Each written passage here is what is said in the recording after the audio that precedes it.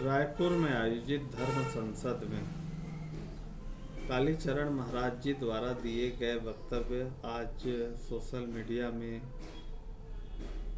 चर्चा के विषय के रूप में हैं। उन्होंने बहुत सारी बातें कही, लेकिन उनकी दो बातें आपत्तिजनक थी, जिसे एक सभ्य समाज के रूप में किसी भी रूप से न्यायोचित नहीं ठहराया जा सकता। पहली बात, जो उन्होंने गांधी जी के विषय में अभद्र भाषा का प्रयोग किया। दूसरा, उन्होंने जो गांधी जी की हत्या को औचित्यपूर्ण ठहराया या एक तरह से नाथूराम गोडसे की तारीफ की। यह किसी भी रूप में शोभनीय नहीं है। हम इसके लिए यह तर्क नहीं दे सकते कि आज कोई और, चाहे नंद कुमार बघेल हो, वो भगवान राम के बारे में बोल रहे हैं तो हम भी बोले। यह एक हिंदू या हिंदू संस्कृति के अनुरूप नहीं। आज राहुल गांधी सहित बहुत से ऐसे लोग हैं जो हिंदू और हिंदुत्व पर तरह तरह के भ्रम पैदा कर रहे हैं, अफवाहें फैला रहे हैं और अपनी मनगढ़ंत परिभाषा दे रहे हैं। ऐसे में कालीचरण जी जैसे संतों का वक्तव्य उनकी बातों को मजबूती देता है, वजन प्रदान करता है। ऐसे में फिर लोग अपनी अपनी राय सोशल मीडिया में देने लगते हैं।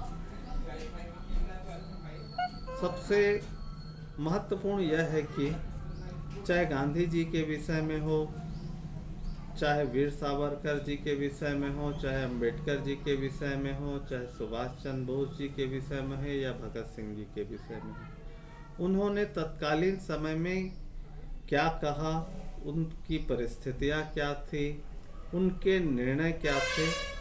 हमें सबसे पहले आत्मचिंतन करना चाहिए, उस समझ को समझने की हमें कितनी समझ है।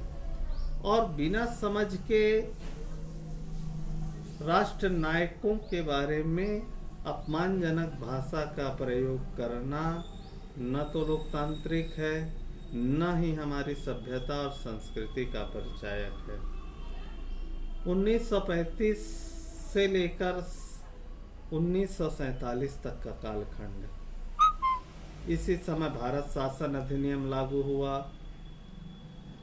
द्वितीय विश्व युद्ध की परिस्थितियाँ थी, भारत में भारत छोड़ो आंदोलन हुआ।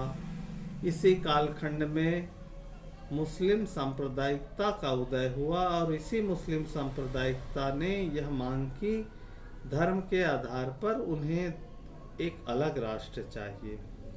उस अलग राष्ट्र की विभीषिका भी इस देश ने झेली है और कहीं न कहीं वे तथ्य और वे सत्य कुछ वर्षों तक भारत के आम जनमानस से एक तरह से छुपे हुए थे या चर्चा के बिंदु में नहीं थे।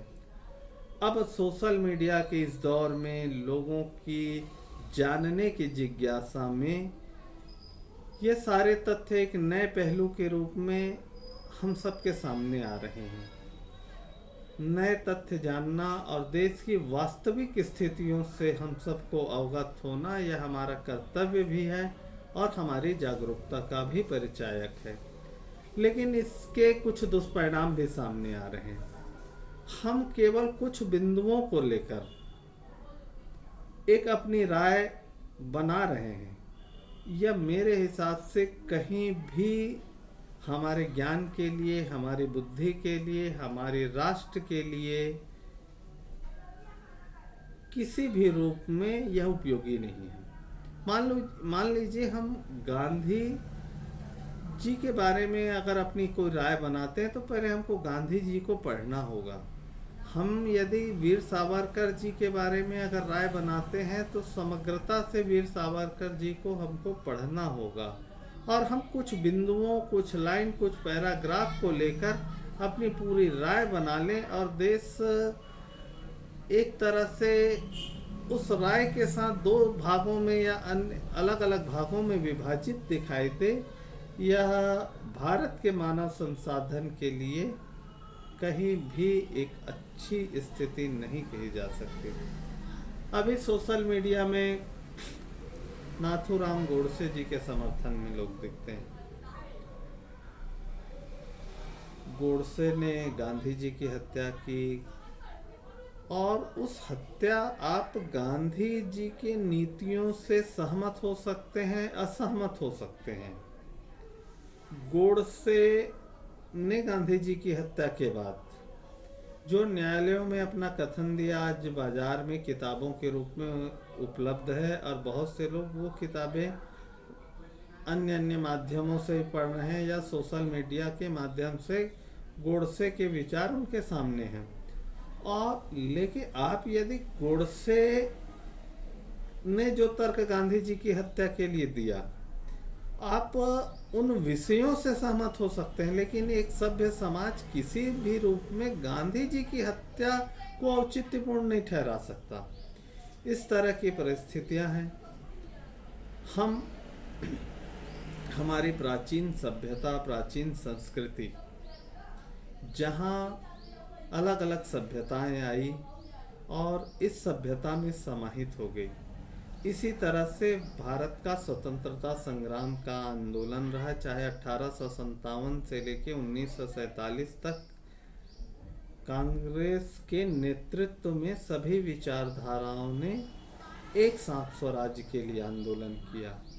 लेकिन 1947 के बाद, खासकर जब चुनावों की राजनीति हुई, तो चुनावों की राजनीति में राष्ट्र नायक बटने लगे।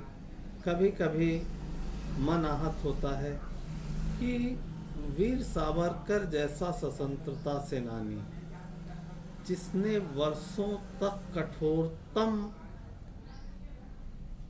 दंड, काला पानी की सजा भोगी, जिसे 2-2 बार के आजन्म कारावास का दंड दिया गया, उनके भारत की आज़ादी तक उन पर अंग्रेज सरकारों ने नियंत्रण रखा।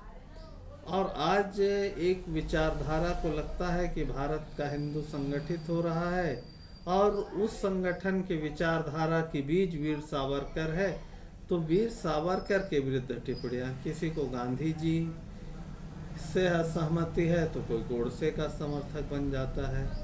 इस तरह का विरोधाभास किसी भी रूप में उचित नहीं। हम चाहे किसी भी विचारधारा के समर्थक हों, हमारी विचारधारा, हम वोट की राजनीति में, दल की राजनीति में किसी के भी समर्थक हों, लेकिन हमारी आज उतनी समझ विकसित नहीं है कि हम उन महापुरुषों, उन नायकों के विरुद्ध अभद्र भाषा का प्रयोग करें। यह निंदनीय है और राष्ट्रहित में कतई स्वीकार करने योग्य नहीं है।